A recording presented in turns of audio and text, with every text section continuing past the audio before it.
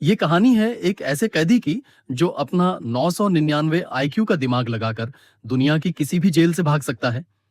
लेकिन एक बार ये आदमी एक ऐसी जेल में चला गया जो किसी भी आम जेल से कहीं अलग है। इस जेल की सिक्योरिटी इतनी टाइट है कि यहाँ के कैदियों ने आज तक खुला आसमान नहीं देखा। अब हमारा हीरो इस जेल से भाग पाएगा या नहीं, ये बात तो हमें कहानी सुनकर ही पता लगेगी।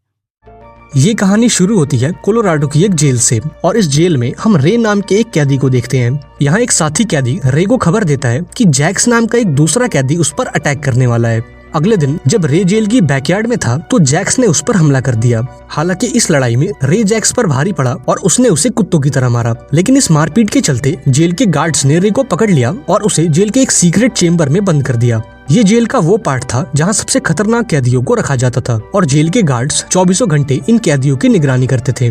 अब रे को जिस कमरे में रखा गया था वो कमरा पूरी तरह से पैक्ड था और इस कमरे का दरवाजा भी पासवर्ड से खुलता था।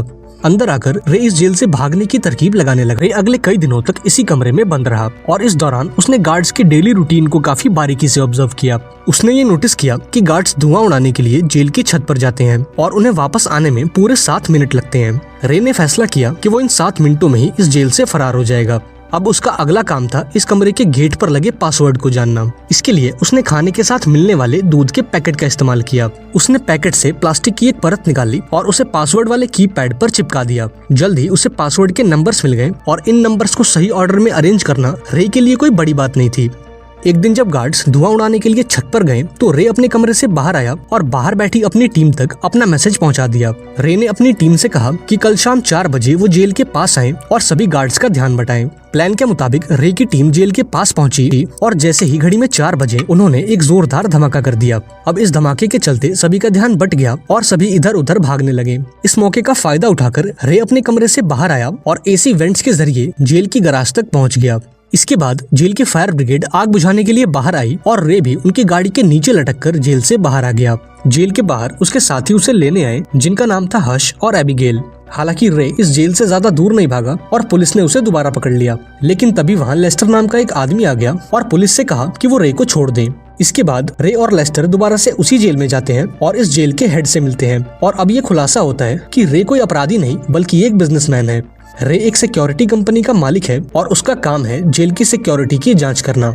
अगर आसान शब्दों में कहें तो रे एक ऐसा आदमी है जो जेल्स को और सिक्योर बनाने का काम करता है और ऐसी कोई जेल नहीं है जहां से रे ना भाग पाए।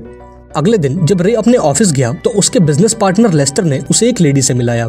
इस लेडी का नाम जेसिका था और ये लेडी CIA के लिए काम करती थी। जेसिका चाहती थी कि रे एक टॉप सीक्रेट जेल की सिक्योरिटी को चेक करे, लेकिन शर्त ये है कि उसके साथियों को इस जेल के बारे में कोई जानकारी नहीं दी जाएगी। लेस्टर के मनाने पर वो ये काम करने के लिए राजी हो गया। इसके बाद रे को एंथनी नाम के एक स्पेनिश आतंकवादी की पहचान दी गई। यहाँ उसकी टीम ने उसकी बॉडी में एक GPS ट्रैकर डाला और उसे एक इमरजेंसी कोड बताया ताकि अगर वो उस जेल से ना भाग पाए तो जेल के हेड को ये कोड बताकर वो वहाँ से निकल सके।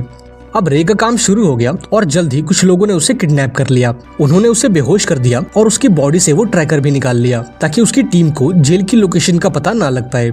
कई घंटों बाद जब रे की आंख खुली तो उसने खुद को एक शीशे के चेम्बर में कैद पाया।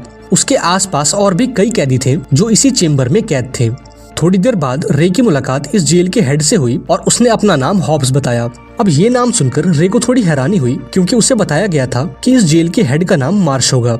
अब रे को कुछ गड़बड़ महसूस हुई, इसलिए उसने अपना इमरजेंसी कोड बोला, लेकिन जेल के हेड ने इस कोड को ऐसे इग्नोर कर दिया जैसे आप सभी लाइक और सब्सक्राइब वाले बटन को कर देते हो। खैर, उधर रे के साथी उसके लोकेशन को पता लगाने की कोशिश कर रहे थे पर इसका कोई फायदा नहीं था क्योंकि जेल के लोगों ने रे की बॉडी से वो ट्रैकर निकाल दिया था। इधर जेल में रे ये नोटिस करता है कि यहाँ के सभी गार्ड्स ने एक ही तरह के कपड़े और सेम मास्क पहना हुआ है और उनका जब मन करता है वो किसी भी कैदी की धुनाई कर देते हैं। इसी दौरान उसकी मुलाकात एमिल नाम के एक कैदी से होती है और एमिल रे की तरफ दोस्ती का हाथ बढ़ाता है। बातों बातों में एमिल रे को बताता है कि उसने कोई गुनाह नहीं किया है और उसे इस जेल में इसलिए रखा गया है क्योंकि कुछ लोग उससे उसके बॉस का पता निकलवाना चाहते हैं। एमिल के बॉस का नाम था मैनहाइम, जो कि एक बहुत ही खतरनाक गैंगस्टर था और दुनिया भर की पुलिस मैनहाइम की खोज में लगी हुई थी। अब चूंकि एमिल उसका राइट हैंड था इसलिए इन लोगों ने उसे पकड़ लिया। यहाँ रे को एहसास हुआ कि ये जगह असल में कोई जेल है ही नहीं, ये तो एक टॉर्चर सेंटर है जहाँ अमीर और पावरफुल लोग अपने दुश्मनों को टॉर्चर करने के लिए भेज देते हैं। अब रे इस जेल के बारे में और जानना चाहता था, इसलिए उसने एक प्लान बनाया। उसने एमिल के साथ लड़ने का झूठा नाटक किया और गार्ड्स का ध्यान अपनी ओर खींचा। इन दोनों को लड़ता देख गार्ड्स ने इन्हें अलग किया और इन्हें एक छोटे से चेम्बर में बंद कर दिया। इस चेम्बर में तेज रोशनी वाली बल्ब्स लगी थी जिनका टेम्परेचर इतना ज्यादा था कि कोई भी इंसान इसे सहन नहीं कर पाता। इन चेम्बर्स में कैमरास भी लगे थे जिनकी मदद से जेल का वार्डन इन्हें तड़पते हुए देख रहा था। ये दोनों कई घंटों तक इसी कमरे में बंद रहे और जब इनकी सजा खत्म हुई तो एक डॉक्टर इनसे मिलने आया। जब डॉक्टर ने रे की हालत देखी तो उसे उस पर बहुत तरस आया, लेकिन जब रे ने उससे जेल की लोकेशन के बारे में पूछा तो डॉक्टर ने उसे कुछ नहीं बताया। जब रे इस कमरे से बाहर आया तो उसने एमिल को बताया कि उस कमरे का फर्श एल्यूमिनियम नहीं बल्कि स्टील का बना है और फर्श के चारों कोनों पर नट बोल्ट्स लगे हैं। यहाँ रे ने एमिल को कोई मेटल का टुकड़ा लाने को कहा ताकि वो उन नट बोल्ट्स को खोल सके। थोड़ी देर बाद जेल के वार्डन ने एमिल को अपने पास बुलाया और उससे उसके बॉस मैनहाइम के बारे में पूछने लगा, लेकिन हर बार की तरह एमिल ने उसे कुछ नहीं बताया और अपना मुंह बंद रखा। गुस्से में आकर उसने एमिल को खूब मारा और उसे बुरी तरह से टॉर्चर किया, लेकिन इस दौरान एमिल एक मेटल का टुकड़ा चुराने में कामयाब हो गया। जब वो बाहर आया तो उसने रे से उसका प्लान पूछा। यहाँ रे ने एमिल को बताया कि इस जेल की बनावट को देखकर ऐसा लगता है मानो ये जेल जमीन के नीचे बनी है। रे का प्लान था कि वो नट बोल्ट को खोलकर सरफेस तक पहुंचने की कोशिश करेगा और अगर उसे कोई रास्ता मिल गया तो ये दोनों यहाँ से फरार हो जाएंगे। एमिल को भी रे की बातों में दम लगा और उसने उसे वो मेटल का टुकड़ा दे दिया। अब इन्हें उस टॉर्चर रूम में वापस जाना था, इसलिए इन दोनों ने फिर से लड़ाई शुरू कर दी। इनका ये प्लान काम कर गया और इन्हें उस चेम्बर में डाल दिया गया। यहाँ रे कैमरे से छुपकर फर्श के नट बोल्ट्स को खोलने लगा। अब काम पूरा होते ही उसने एमिल को सिग्नल दे दिया और एमिल जोर जोर से चिल्लाकर गार्ड्स का ध्यान अपनी ओर खींचने लगा। इस मौके का फायदा उठाकर रे ने अपने कैमरा को ब्लॉक कर दिया और फर्श को खोलकर नीचे कूद गया। इसके बाद वो पाइप्स के सहारे ऊपर चढ़ने लगा, लेकिन इस दौरान उससे एक पाइप टूट गई और चारों तरफ पानी भरने लगा। लेकिन रे जैसे तैसे करके ऊपर सरफेस तक पहुंच गया और ऊपर का नजारा देखकर उसकी आंखें फटी की फटी रह गईं। उसने देखा कि ये जेल किसी जमीन पर नहीं बल्कि पानी के एक बड़े से जहाज पर बनी है। इधर पाइप के टूटने से सभी गार्ड्स अलर्ट हो गए और ये देखकर रे भी फटाफट से अपने चेम्बर में वापस आ गया। उधर जेल के बाहर एबिगेल और हश लेस्टर के पास गए और उसे रे के लापता होने की खबर दी। उन्होंने बताया कि रे का कोई अता पता नहीं है और उसे इस काम के लिए जो चेक मिला था वो भी बाउंस हो चुका है। एबिगेल और हश को यकीन था कि रे किसी मुसीबत में है, लेकिन लेस्टर ने ये कहकर इस बात को टाल दिया कि रे अपने काम में माहिर है और दुनिया की कोई भी जेल उसे कैद नहीं कर सकती। लेकिन एबिगेल और हश के जाते ही वो जेल के वार्डन को कॉल करता है और उससे कहता है कि वो रे को सारी उम्र उसी जेल में रखे। और अब ये खुलासा होता है कि लेस्टर ने जानबूझकर रे को उस जेल में कैद करवाया था ताकि वो इस कंपनी का अकेला मालिक बन सके। हालांकि एबिगेल और हश ने हार नहीं मानी और रे की तलाश करते रहे। इस दौरान हश को टूम्ब नाम की एक इलीगल जेल के बारे में खबर लगी जहां पैसे वाले लोग अपने दुश्मनों को टॉर्चर करने के लिए भेज देते हैं, लेकिन ये जेल कहाँ है ये बात किसी को नहीं मालूम। इधर जेल में रे और एमिल को ये बात पता लगानी थी कि उनका ये शिप दुनिया के कौन से हिस्से में है ताकि वो अपनी टीम को मदद के लिए बुला सकें। अगले दिन रे जेल के डॉक्टर से मिला और उससे जेल की लोकेशन के बारे में पूछने लगा, लेकिन इस बार भी डॉक्टर ने उसकी कोई हेल्प नहीं करी।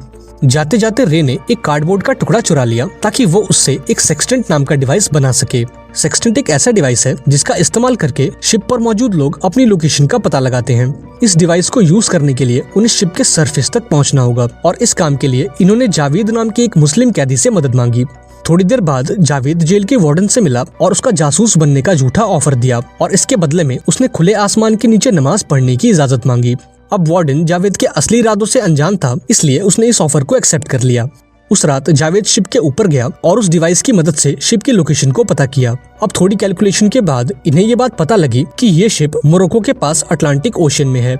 यहाँ एमिल सभी को बताता है कि उसका एक बहुत ही पुराना दोस्त मोरक्को में रहता है और अगर वो उस तक अपना मैसेज पहुँचा दे तो वो इन्हें बचाने जरूर आएगा। अब रे को भी ये आइडिया पसंद आया और वो एक बार फिर डॉक्टर से मिलने चला गया।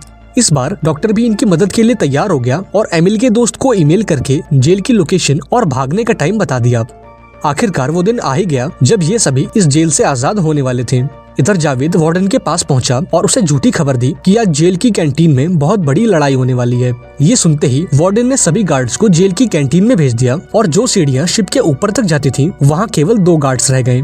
इधर रे ने मौका पाते ही कैंटीन में लड़ाई शुरू कर दी और देखते ही देखते सभी कैदी आपस में लड़ने लगे। अब इस भगदड़ का फायदा उठाकर रे, एमिल और जावेद कैंटीन से बाहर आ गए। वो सीढ़ियों तक पहुंचे और गार्ड्स को मारकर उनसे उनकी बंदूकें ले ली। इसके बाद इन्होंने सीढ़ियां पकड़ी और तेजी से ऊपर की तरफ बढ़ने लगे, लेकिन बदकिस्मती से वार्डन ने इन्हें देख लिया और पूरे शिप पर लॉकडाउन लगा दिया।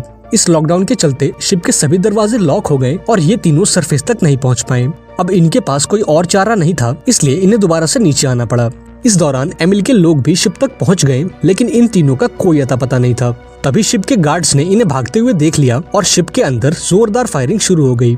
इस गोलीबारी में एक गोली जावेद को भी लग गई और वो बुरी तरह से घायल हो गया। अब जावेद की हालत भी बिगड़ती जा रही थी और वो ये जान चुका था कि अब उसकी जान नहीं बच पाएगी, इसलिए उसने एमिल को भी आगे जाने को बोल दिया। अब एमिल ऐसा करना तो नहीं चाहता था, पर फिर भी उसे जावेद को छोड़कर जाना पड़ा। इधर रे भी कंट्रोल रूम तक पहुंच गया और शिप की बिजली काट दी। इससे सभी दरवाजे दोबारा से खुल गए और एमिल सरफेस तक पहुंच गया। जल्द ही गार्ड्स भी ऊपर पहुंच गए और एमिल पर जोरदार फायरिंग करने लगे। यहाँ एमिल भी डटा रहा और एक एक गार्ड को चुन चुन कर मारा। इधर जावेद ने भी गार्ड्स का जमकर मुकाबला किया, लेकिन बदकिस्मती से उसकी जान नहीं बच पाई। जावेद के बाद अब गार्ड्स रे की तलाश करने लगे और इनसे बचने के लिए रे ने खुद को एक पानी के टैंकर में छुपा लिया। लेकिन तभी शिप की बिजली वापस आ गई और उस टैंकर में पानी भरने लगा। इधर वार्डन को भी ये बात पता लग गई कि रे पानी के टैंकर में छुपा है, लेकिन अभी वो कुछ कर पाता उससे पहले रे ने खुद को शिप से बाहर धकेल दिया। ऊपर सरफेस पर भी गार्ड्स की संख्या काफी बढ़ गई, इसलिए एमिल को भी वहाँ से निकलना पड़ा। लेकिन तभी उसने रे को देखा जो पानी में डूब रहा था। उसने रे के लिए एक सीढ़ी फेंकी और रे भी इस सीढ़ी पर लटक गया। इसके बाद इन्होंने शिप पर जोरदार फायरिंग करी और उस पर रखे तेल के डब्बों को ब्लास्ट कर दिया। इस धमाके में सभी गार्ड्स मारे गए और ये दोनों यहाँ से निकल गए। थोड़ी देर बाद ये दोनों समंदर के किनारे पहुंचे और फिर एक बड़ी सी गाड़ी इन्हें लेने आई और इस गाड़ी से कोई और नहीं बल्कि जेसिका उतरी। अब जब रे ने जेसिका को देखा तो वो पूरी तरह से हैरान हो गया। ये वही लड़की थी जिसने रे को इस जेल की सिक्योरिटी को चेक करने भेजा था। यहाँ खुलासा होता है कि जेसिका असल में एमिल की बेटी है और उसने रे को जेल में भेजा था ताकि वो अपने पिता को वहाँ से निकाल सके। लेकिन इससे भी बड़ा ट्विस्ट ये था कि एमिल ही मैनहाइम है। सभी लोग उसे मैनहाइम का राइट हैंड समझते रहे, जबकि वो खुद मैनहाइम निकला। उसने अपनी पहचान छुपा कर रखी थी ताकि वो अपने दुश्मनों से बचा रहे। यहाँ जेसिका ने रे को लेस्टर की सारी सच्चाई बता दी कि कैसे वो कंपनी का अकेला मालिक बनना चाहता था। थोड़े दिनों बाद रे अपने साथियों से मिला और उन्हें भी लेस्टर की सारी सच्चाई बता दी। इधर जब लेस्टर को ये बात पता लगी कि रे उस जेल से भाग चुका है, तो उसने भी देश छोड़कर भागने का फैसला किया। लेकिन जैसे ही वो अपनी कार में बैठा, हर्ष ने उसे बेहोश कर दिया।